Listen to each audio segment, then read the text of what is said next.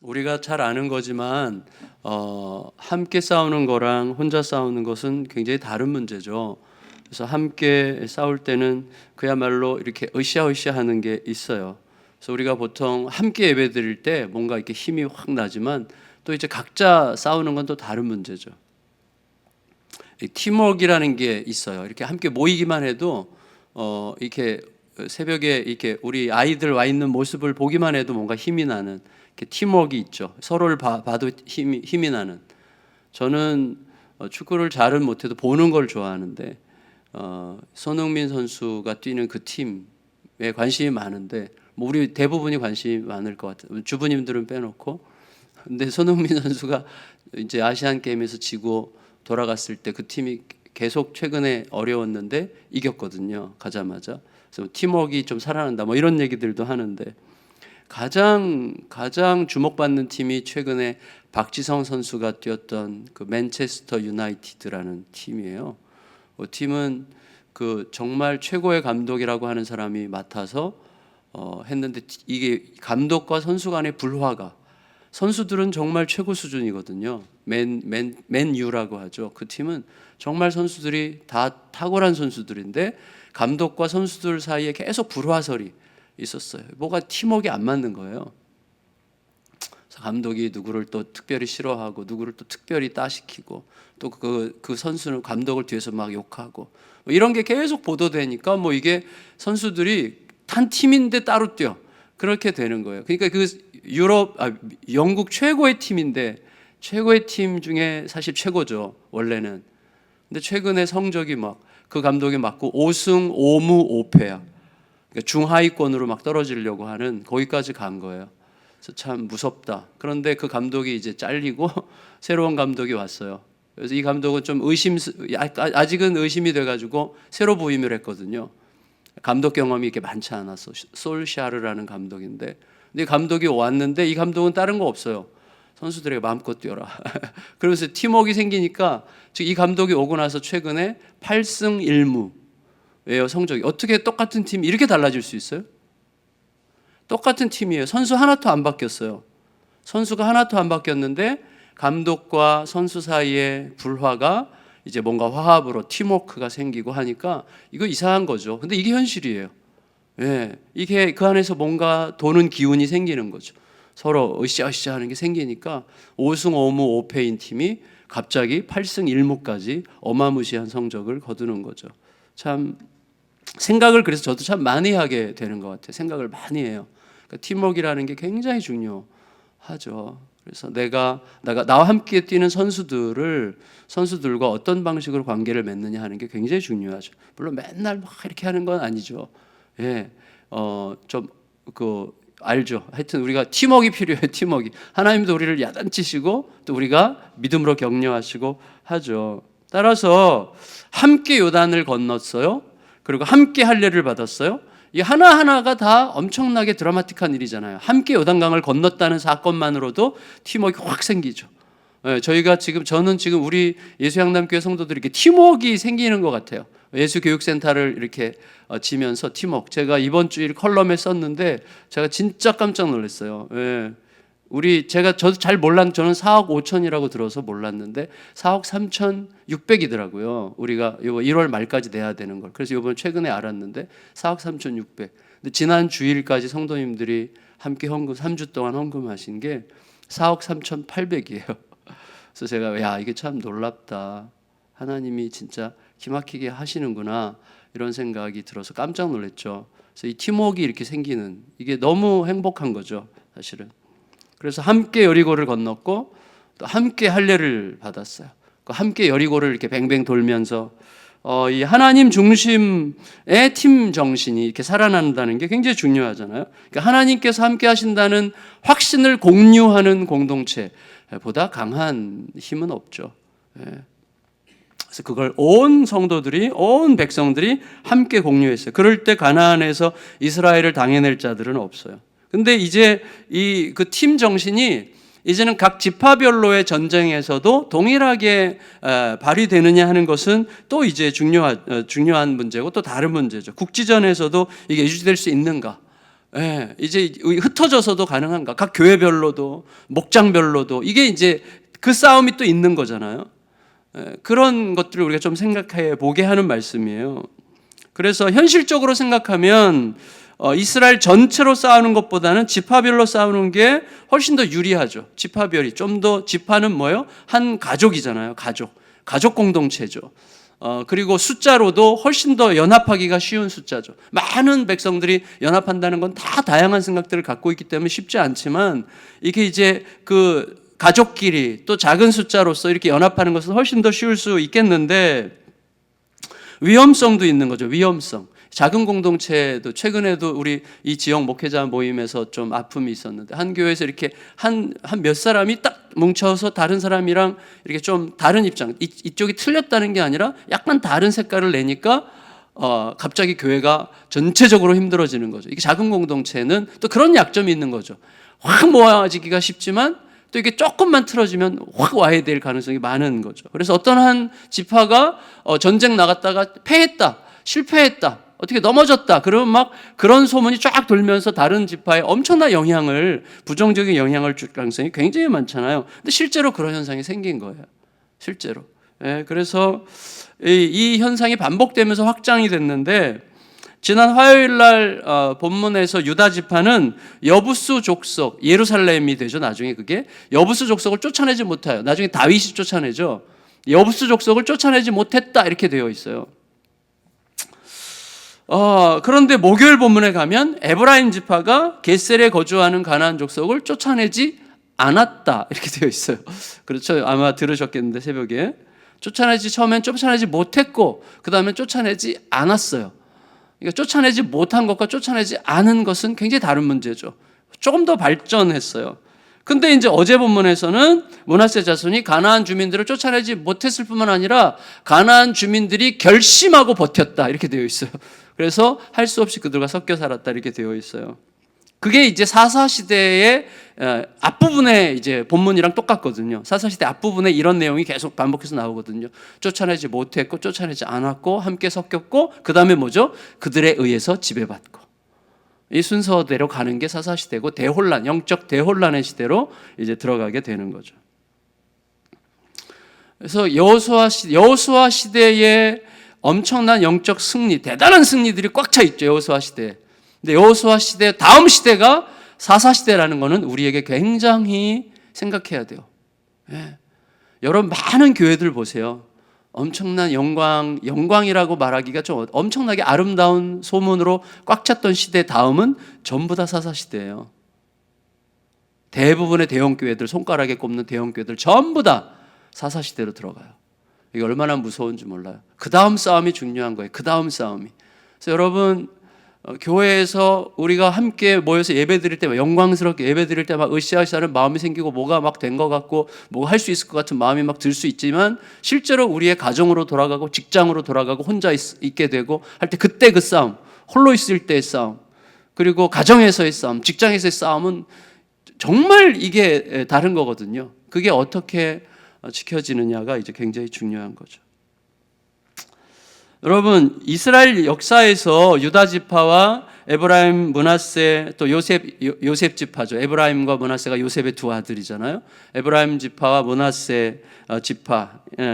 그래서 이 두 유다 지파와 요셉 지파는 이스라엘 12지파를 대표하는 지파들이죠. 그래서 유다 지파는 창세기 때부터 야곱의 12아들들 안에서 굉장히 주도적인 역할을 하죠. 요셉과의 관련해서 굉장히 주도적인 역할을 하고 이 가족 전체 공동체를 살리는 데 주도적인 역할을 하죠. 그리고 야곱이 죽을 때 유다에 대한 예언에서 아주 탁월한 예언을 하죠. 그러니까 유다를 통해서 뭔가 통치자들이 나올 거라는 예언을 이미 하죠. 그래서 그때부터 유다 지파는 뭔가 주도적인 역할을 하죠. 그 다음에 에브라임 므낫세 지파는 당연히 이스라엘이 애굽에서 머물면서 이스라엘이 되게 한 사람이 요셉이잖아요. 요셉 덕분에 다 살았어요. 요셉 덕분에 다 먹고 살았고 요셉 덕분에 애굽에서 보호받으면서 400년 동안 한 민족을 이루게 됐죠. 물론 고생도 많이 나중엔 했지만 요셉이 그래서 중요하죠. 요셉의 두 아들 에브라임과 므낫세 지파. 이 두 지파는 주도적인 힘을 갖게 돼요. 더구나 유다 지파에는 갈렙이라는 탁월한 리더가 있었고 에브라임 지파에는 여호수아라는 탁월한 리더가 있었기 때문에 이 두 지파가 이제 주도적인 역할을 하면서 가요. 그래서 나중에 이스라엘이 남북으로 갈라질 때 유다 지파와 에브라임 지파예요, 결국은. 에브라임 지파를 중심으로 11지파가 뭉치고 유다 지파와 베냐민 지파가 10지파가 뭉치고 베냐민 지파, 유다 지파가 뭉치죠. 그래서 이제 남북으로 분열되는 건데 어쨌거나 이 두 지파가 먼저 땅을 차지해요. 그래서 이번 주의 본문에 유다 지파가 차지한 땅이 엄청 넓죠. 요단강에서부터 지중해 그 사이 그 가운데 약간 남쪽에 예루살렘 부근에 헤브론을 중심으로 엄청나게 넓은 땅을 소유해요. 에브라임도 마찬가지예요. 이 두 에브라임은 좀 작지만 그래도 이 두 지파가 유다 지파, 에브라임 지파 그다음에 거기에 곁들여 있는 므낫세 지파까지가 먼저 이제 땅을 분배받는 순서로 이제 기록이 되어 있어요. 그래서 어떻게 보면 이게 잘못하면 다른 지파들에게 보면 좀 섭섭한 자기네들이 좀 더 주도적이고 힘이 있다고 지네가 먼저 땅을 분배받았는가 이렇게 생각할 수 있을 것 같아요. 그런데 사실은 본문을 보면 상황은 그렇지 않았던 것 같아요. 상황은 그때 여호수아가 하는 말을 보면 그때의 상황을 어느 정도 이해할 수 있는데 2절 3절 읽을까요? 2절 3절 시작. 그러나 이스라엘 자손 중에 그 기업의 분배를 받지 못한 자가 아직도 7지파라. 여호수아가 이스라엘 자손에게 이르되 너희가 너희 조상의 하나님 여호와께서 너희에게 주신 땅을 점령하러 가기를 어느 때까지 지체하겠느냐. 어제 본문에 단서가 있었죠. 어제 본문에 뭐가 있어요? 에브라임 지파가 우리의 숫자에 비해서 우리한테 분배된 땅은 너무나 작지 않습니까? 라고 불평을 하니까 참 멋지지 않아요? 여호수아는 에브라임 지파의 지도자인데 여호수아에게 와서 자기네 지파의 지도자, 그 전체 지도자이면서도 자기네 지파의 지도자인 에브라임에게 가서 호소하니까, 여호수아에게 호소하니까 여호수아가 무슨 소리야? 니네가 개척해. 이랬잖아요. 여호수아가. 그래서 어려운 산림 지역, 거기 거인 족속들도 사는 산림 지역에 가서 산지를 개척하라고 떠나 보내잖아요. 에브라임 지파를. 참 멋진 거죠. 그게 단서예요. 무슨 말인가 하면 여러분 가나안이라고 하는 큰 땅을 제압하고 압도하는 큰 전쟁은 이미 끝났지만 이제는 지파별로 땅을 차지하는 새로운 전쟁을 해야 되는데 그 전쟁은 이미 다 얻어놓은 땅을 나눠 먹게 하는 시간이 아니었다는 거예요. 나눠 먹게 하는 게 아니었어요. 새로운 전쟁을 시작해야 되는 시간이에요. 그런 점에서 하나님을 확실하게 믿고 담대하게 믿음으로 치고 나가는 지파들을 중심으로 땅 분배가 먼저 되는 거예요. 하나님 앞에서 지금까지 함께 하신 하나님이 우리 각자의 싸움에서도 함께 하실 거다. 동일한 믿음으로 거기에서도 뛰어드는 자들을 중심으로 먼저 땅이 분배가 되는 거고 그들이 먼저 땅을 차지하게 되는 거죠. 그러니까 따라서 땅을 먼저 차지한 지파들은 그들이 좋은 땅을 먼저 선점하려고 하는 욕심을 부린 지파들이 아니라 오히려 먼저 자기를 희생할 각오로 위험에 뛰어들어서 싸우기 어려운 땅들, 다들 좀 주저주저하고 있는 그런 땅들을 믿음으로 앞장서서 점령해서 다른 지파들도 그렇게 할 수 있도록 길을 연 지파들이라고 할 수가 있는 거예요. 다시 말하면 여러분 완벽하게 요리된 파이를 나누는 게 아니라 이제 시장 가서 다 재료 사다가 만들어야 되는 거예요. 근데 그 싸움을 먼저 수고해서 하는 거예요. 다른 지파들이. 그래야 다른 지파들이 힘을 내서 따라서 또 이제 으쌰으쌰가 이제 되는 거잖아요. 그러니까 이미 땅을 분배받은 지파들은 자기 희생적인 믿음의 결단에 좀 더 확실하게 반응하고 선택하고 결단한 지파들이었다 이렇게 말할 수가 있겠어요. 그래서 여호수아가 이제 7지파밖에 안 남았어요. 또 요단강 건너기 전에 2지파 반 건너서 또 2지파 반이죠. 건너기 르우벤, 갓, 므낫세 반. 여기는 므낫세 반과 유다 지파, 에브라임 지파가 먼저 분배받았으니까 5지파 분배받았으니까 이제 7지파 남은 거예요. 7지파. 그러니까 남아있는 7지파에게 약간 꾸짖듯이 말하잖아요. 너 이거 언제까지 지체하겠느냐? 왜 이렇게 꾸물거리고 있어? 왜 이렇게 꾸물꾸물해? 좀 이렇게 힘을 내서 여태까지 하나님께 다 싸워주셨는데 이제 싸워야지. 이렇게 어정쩡하게 있지 마. 뭐 이제 이런 식의 상황으로 얘기를 한 거죠. 약간 책망하고 있는 셈이에요. 따라서 이 7지파가 이제 주저하고 있으니까 그들이 정복전쟁에 뛰어들 수밖에 없도록 어떻게 해요? 그들에게 각각 싸워야 될 몫을 내가 배당해줘야 되겠다 생각을 해서 각 지파별로 3명씩 대표를 뽑으라고 그랬어요. 3명씩 대표를 뽑아서 21명의 정탐대를 만들어가지고 땅을 자세히 살펴보게 한 거예요. 자세히, 남은 땅들을 자세히 살펴보고 그 7개로 나눠가지고 제비 뽑기를 해서 너희에게 제비 뽑힌 그 땅을 가서 싸워. 그래서 아예 그냥 싸울 지역을 할당을 해주는 거예요. 안 싸우니까. 그렇게 된 거죠. 실제적 반응을 한 거죠. 그때 여호수아가 각 지파별로 3사람씩 정탐꾼을 모아서 이제 보내면서 뭐라고, 내가 보내리니, 이런 말을 해요.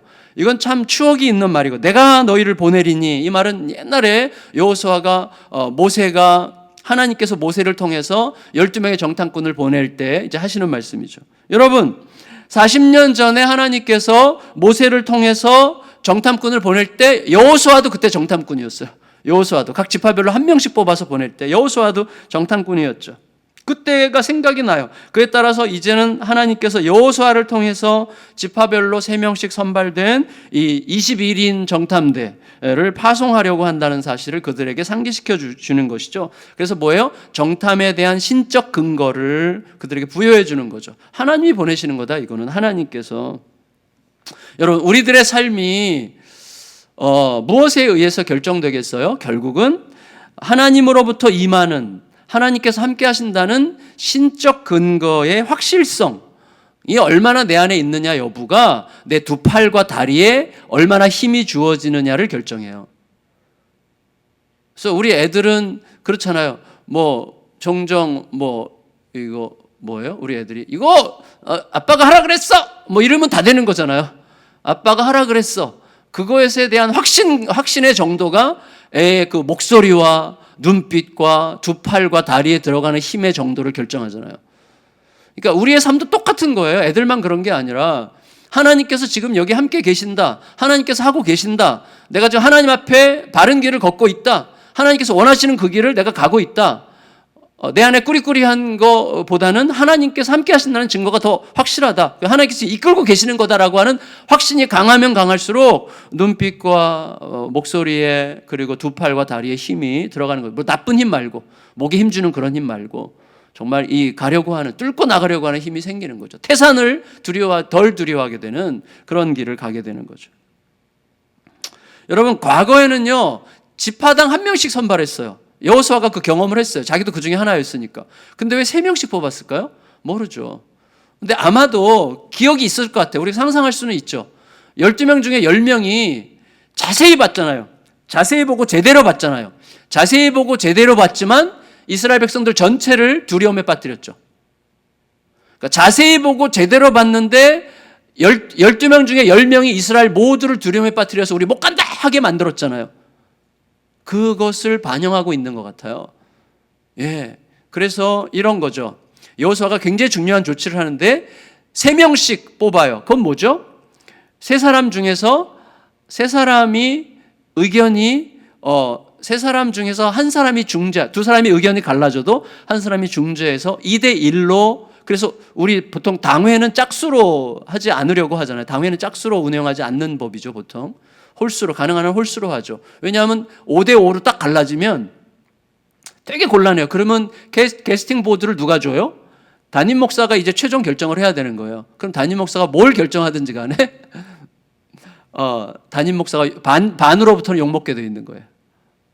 담임 목사가 이쪽을 선택하면 반대한 쪽으로부터 욕먹게 되어 있는 거잖아요. 그러면 속으로 섭섭해지잖아요. 그래서 당회를 운영할 때도 가능한 한 홀수로 하거든요. 홀수. 저희가 지금 7명 홀수잖아요. 네, 홀수. 앞으로도 홀수로 뽑는 게 좋을 것 같아요. 근데 의도적으로 그렇게 한 건 아니에요, 저희는. 근데 그런 얘기들을 이제 선배님들이 많이 하시죠.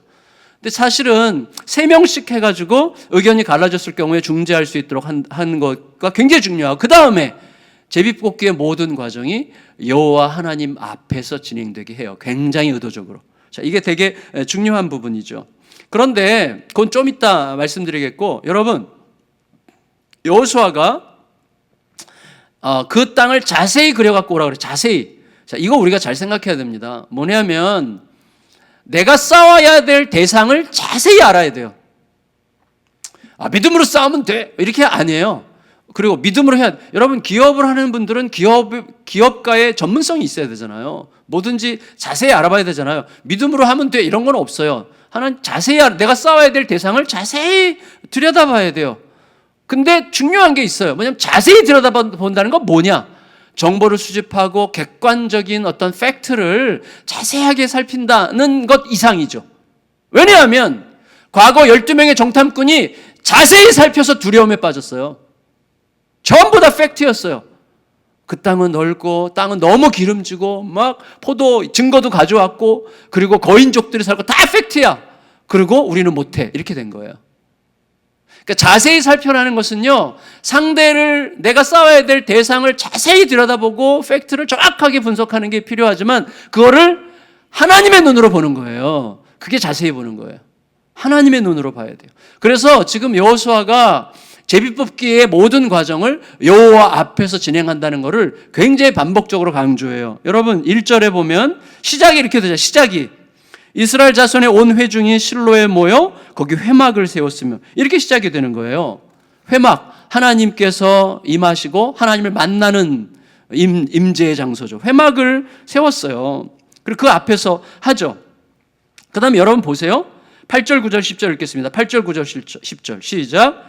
그 사람들이 일어나 떠나니 여호수아가 그 땅을 그리러 가는 사람들에게 명령하여 이르되 가서 그 땅으로 두루 다니며 그것을 그려가지고 내게로 돌아오라. 내가 여기 실로의 여호와 앞에서 너희를 위하여 제비를 뽑으리라 하니 그 사람들이 가서 그 땅으로 두루 다니며 성읍들을 따라서 7부분으로 책에 그려서 실로 진영에 돌아와 여호수아에게 이르니 여호수아가 그들을 위하여 실로의 여호와 앞에서 제비를 뽑고 그가 거기서 이스라엘 자손의 분파대로 그 땅을 분배하였더라. 여러분, 이게 굉장히 의도적인 거예요. 그러니까 40년 전을 기억하고 있는 거예요. 그때 이스라엘 백성들이 여호와 앞에서 하지 않았어요. 여호와 앞에서 보고하지 않았어요. 백성들 앞에서 백성들의 시선으로 백성들에게 공감하려고, 백성들에게 야 이거 무서워서 못해 라고 하고 백성들의 마음을 휘젓는 방식으로 보고를 했어요. 그러고 나서 어떻게 됐어요? 그 불만으로 인해서 대부분의 이스라엘 백성들이 가나안 땅에 못 들어갔잖아요. 대부분이 광야 40년의 헤매는 시간이 바로 그 정탐꾼들의 보고 때문이에요. 정탐꾼들의 부정적 보고 때문에 광야 40년을 헤맸어요. 그러니까 누가 어떻게 보고하느냐가 굉장히 중요하죠. 우리 회의할 때도 제일 많이 말하는 게 뭐예요? 여러분, 무슨 회의를 할 때 되는 방향으로, 하나님의 시선으로, 하나님께서 행하신다면 어떻게 하실까? 하나님이 진짜 원하시는 바가 무엇이겠는가를 생각하고 그쪽으로 이렇게 보는 게 자세히 보는 거지, 하나님의 시선으로 보려고 하는 게 자세히 보는 거지. 그러니까 일단 자세히 들여다봐야 돼요. 근데 그거를 어떻게 해석하느냐? 하나님의 시선으로 해석해야죠. 그 부분을. 우리가 다 알아요. 우리 여러분 뭐 베테랑, 인생의 베테랑들이시잖아요. 다 팩트가 똑같아요. 전부 다 똑같지 않은데 어떤 사람은 이쪽에서 보고 어떤 사람은 이쪽에서 보잖아요. 안 되는 쪽에서 보고 되는 쪽에서 보는 거잖아요. 여러분, 우리들의 마음속에서 하나님 앞에서 결론이 뭐냐면 결국 사명이라고 하는 것은 자, 첫 번째는 싸움인데, 싸움이 우리 각자의 싸움이 굉장히 중요합니다. 그러니까 전체 모였을 때 뭔가 되는 것 같은 으쌰으쌰도 참 좋지만 그게 우리의 삶에서 이어지는 것은 참 쉽지 않은 문제. 저도 마찬가지예요. 늘 자주 넘어진다고 생각됩니다. 근데 이 사명이 회막, 여호와 앞에서 시작되어서 여호와 앞에서 제비 뽑기를 통해 완수되는 거예요. 그러니까 여호와 앞에서가 시작과 끝이 됐어요. 그래야만 우리의 모든 사명 수행이 온전함을 갖추게 되는 거죠. 여러분, 솔로몬이 기브원에서 하나님 앞에 기브원 예배를 드릴 때 하나님이 솔로몬의 꿈속에 나타나셨죠. 꿈속에 나타나서 내가 너에게 뭐 해줄까? 라고 하나님께서 말씀하셨을 때 솔로몬이 하나님 앞에 한 첫 번째 말이 뭔지 아세요? 이거 주세요가 아니었어요. 우리 아버지 다윗은 이런 사람이었습니다. 이렇게 얘기해요. 다시 말하면 아버지 다윗 얘기를 먼저 해요. 왜? 아버지 생각을 엄청 많이 한 거예요. 아버지는 왕일 때 어떻게 했지? 왕일 때 나는 이제 초짜인데 아버지는 왕으로서 어떻게 그 험난한 시간을 다 견디고 이루었지? 아버지는 어떻게 그렇게 멋진 왕의 일을 잘 수행할 수 있었지? 라는 얘기를 첫 번째 해요. 그러면서 아버지의 인생을 요약했잖아요. 뭐라고 요약했어요? 주와 함께 주 앞에서, 이렇게 요약했어요. 하나님이 세우신 왕 다윗은 주 앞에서 주와 함께 성실과 정직과 공의로 행했습니다. 저는 이게 너무 멋졌어요. 주와 함께 주 앞에서가 이 아들의 아버지의 인생에 대한 요약이야. 저는 이게 우리들의 시작과 끝인 것 같아요. 주 앞에서 주와 함께. 그분은 제가 혹시 죽으면 주와 함께 주 앞에서 살았던 사람, 이런 걸 누가 써주면 얼마나 좋을까. 근데 그런 걸 써줄 분은 별로 안 계실 것 같은데, 하여튼 정말 하나님 앞에 간절히 기도하면서 그 길을 가고 싶어요. 주와 함께 주 앞에서. 그게 우리의 시작과 끝이에요. 그게 여전히 싸워야 할 싸움의 영역들을 앞에 두고 있는 우리 모두에게 이 아침에 주님께서 주시는 매우 중대한 가르침이라고 생각이 됩니다. 우리 각자의 싸움, 어떻게 싸울 것인가, 용기를 내어 주저하지 말고 두려워하지 말고 주신 약속을 믿고 확고하게 적극적으로 달려나가되 모든 결정이 주와 함께 주 앞에서 하나님과 함께 진행되도록 마음을 새롭게 하는 것을 우리들의 마음에 담고 오늘을 또 시작하는 거예요. 하루를. 오늘도 또 결심합니다. 오늘을 또 하나님 앞에 약속합니다. 오늘 하루만 살겠습니다. 하루만. 그래서 하루만 살면 돼요. 우리의 비밀은 하루를 사는 법을 익히는 거라고 생각합니다. 오늘 하루만, 내일 일을 생각할 필요도 없어요. 예수님의 당부예요. 내일 일을 염려하지 말라. 그래서 오늘 하루를 하나님의 말씀과 함께 잘 걷는 복된 은혜가 우리 모두에게 임하시기를 축복합니다. 자, 우리 찬송 같이 부르고 기도하겠습니다.